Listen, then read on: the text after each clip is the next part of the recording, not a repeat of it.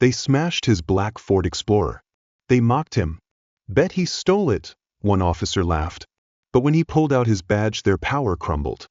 The sweltering afternoon in Brooklyn, New York, hung heavy over the streets.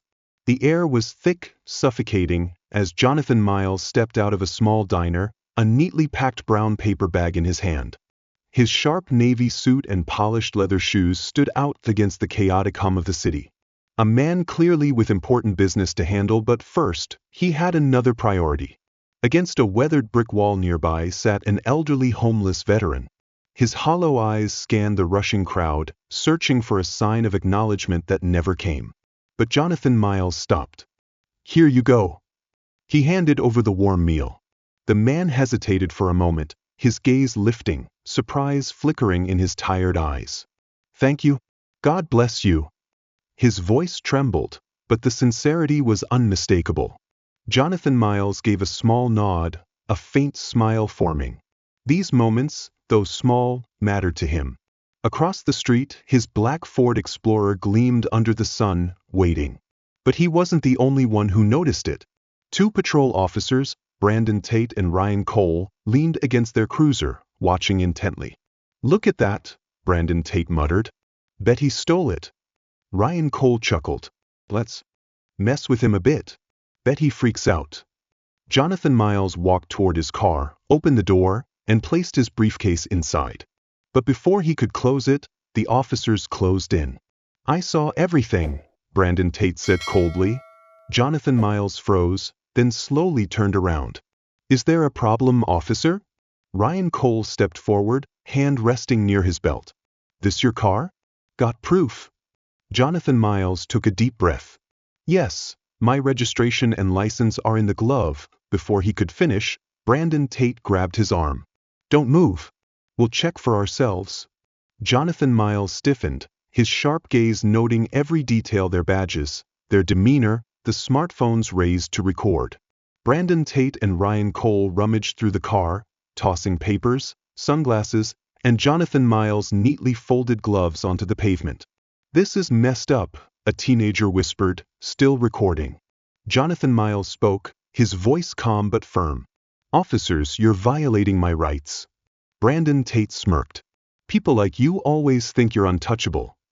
Then he pulled out his baton and, with a brutal swing, shattered the tail light. Glass shards scattered across the pavement. Ryan Cole followed, bringing a crowbar down onto the hood with it. Resounding thud. Jonathan Miles clenched his fists, rage surging within him, but he couldn't let it erupt. Not yet. The sweltering afternoon in Brooklyn, New York, made the air feel even heavier. Murmurs from the crowd turned into outright protest. "Stop it," someone shouted. "He didn't do anything." But they didn't stop. Ryan Cole smirked, leaning casually on the crowbar. "Bet he won't be showing off next time." Jonathan Miles stood motionless, hands clenched at his sides. Beneath his composed exterior, fury burned, but he knew reacting now would only make things worse. He was a volcano on the verge of eruption. Every second of this humiliation only added fuel to the fire. The crowd wasn't just watching, they were recording, narrating, and sharing. Phones captured every swing of the baton, every smug grin from Brandon Tate and Ryan Cole. Within minutes, #hashtag justice for Jonathan Miles and #end police abuse flooded social media. The outcry grew louder, drowning out the officers' laughter. Strangers, drawn by the viral posts, arrived with outrage in their eyes. A police cruiser pulled up. The laughter stopped. The door swung open, and Captain Mitchell Harper stepped out, a middle-aged man with sharp eyes and an authoritative presence. The gaze swept across the scene. Shattered taillights, a dented hood, scattered documents, and Jonathan Miles, standing tall amid the chaos. "What the hell is going on here?" Captain Mitchell Harper demanded. Brandon Tate shrugged, his composure wavering. "Just checking out a suspicious vehicle, sir." Captain Mitchell Harper narrowed his eyes, surveying the damage. "A suspicious vehicle?" he repeated, skepticism heavy in his tone. Then his gaze shifted to Jonathan Miles, then to the crowd, many still recording. "And what was the probable cause for this inspection?" Brandon Tate opened his mouth but failed to respond. Ryan Cole stared at the ground, fixated on his boots. Before they could fabricate an excuse, Jonathan Miles stepped forward, his voice steady but firm. "I'd like to file a formal complaint," Jonathan Miles declared, his tone cutting through the tension. "This is harassment, destruction of property, and an abuse of power." Captain Mitchell Harper stood upright, his eyes scanning the increasingly vocal crowd. He understood the weight of public perception, and this situation was spiraling out of control. Without hesitation, he raised a hand, signaling Brandon Tate and Ryan Cole to step aside. Captain Mitchell Harper folded his arms, his voice firm. "We'll handle this back at the station." Jonathan Miles did not flinch. He took a step forward, locking eyes with the captain, his voice unwavering. "Oh, we will. But first, you should know who I am." Captain Mitchell Harper's frown deepened. "And who exactly are you?" His voice carried both suspicion and confusion. Jonathan Miles slowly reached into his inner pocket, retrieving a sleek leather badge holder. With a flick of his wrist, he opened it, revealing a gleaming badge under the sunlight. The words Internal Affairs Bureau were impossible to miss. The crowd froze, then a wave of murmurs swept through them. Phones zoomed in on the badge.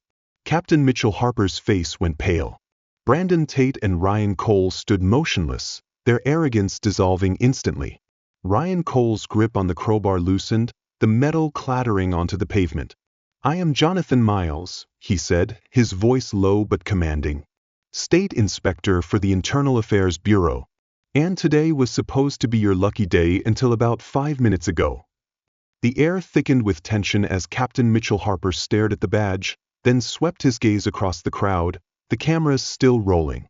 Brandon Tate and Ryan Cole, once brimming with arrogance, now stood frozen, their faces etched with panic. Brandon Tate stammered. "We didn't know." Jonathan Miles cut him off, his voice cold as steel. "Didn't know what? That I wasn't just another black man you could humiliate without consequence? Or that this time, you would actually be held accountable?" The crowd erupted in cheers, phones capturing every second. Captain Mitchell Harper stepped forward, raising a hand to de-escalate. "Mr. Miles, let's handle this internally. No need to make a scene." Jonathan Miles arched a brow, his gaze razor-sharp. "Make a scene? Your officers smashed my car like it was a game. Now, you'll see what real accountability looks like." Before Captain Mitchell Harper could respond, a fleet of police vehicles stormed onto the scene. Sirens blared, shattering the silence. Senior officers stepped out, scanning the chaos. One of them approached Jonathan Miles, nodding. "We've received the report." Captain Mitchell Harper swallowed hard, realizing the situation had spiraled beyond his control. Brandon Tate and Ryan Cole had nowhere left to hide. Jonathan Miles watched in silence, knowing that justice had finally spoken. 3 plainclothes officers from Internal Affairs stepped out of unmarked vehicles, their presence silencing the entire street. The lead officer wasted no time. "Brandon Tate, Ryan Cole, hands behind your backs." The crowd erupted in cheers as the 2 officers were cuffed in the middle of the street, humiliation burning on their flushed faces. Phone cameras zoomed in, capturing every agonizing moment. Ryan Cole muttered something under his breath, but no one cared. Jonathan Miles' black Ford Explorer was hooked to a tow truck. He turned to face the crowd, his voice calm yet powerful. "This isn't just about me. This is about everyone who has ever been mistreated by those sworn to protect them. Change doesn't begin in boardrooms or through speeches. It starts here. It starts now." A thunderous cheer erupted, the people chanting his name. But the final blow was yet to come. Jonathan Miles turned, his gaze sharp as he locked eyes with Reynolds. "Oh, and one more thing. I'm here to assess this precinct's compliance with anti-discrimination policies." Jonathan Miles paused, then delivered the final blow. "Congratulations. You failed." Captain Mitchell Harper's face turned pale. He opened his mouth to argue, but Jonathan Miles had already turned away, leaving nothing more to be said. The next morning, the entire police precinct was under investigation. Brandon Tate, Ryan Cole, and Captain Mitchell Harper were suspended, their names splashed across every major news outlet. Jonathan Miles' story spread rapidly, his calm yet unwavering stance inspiring many.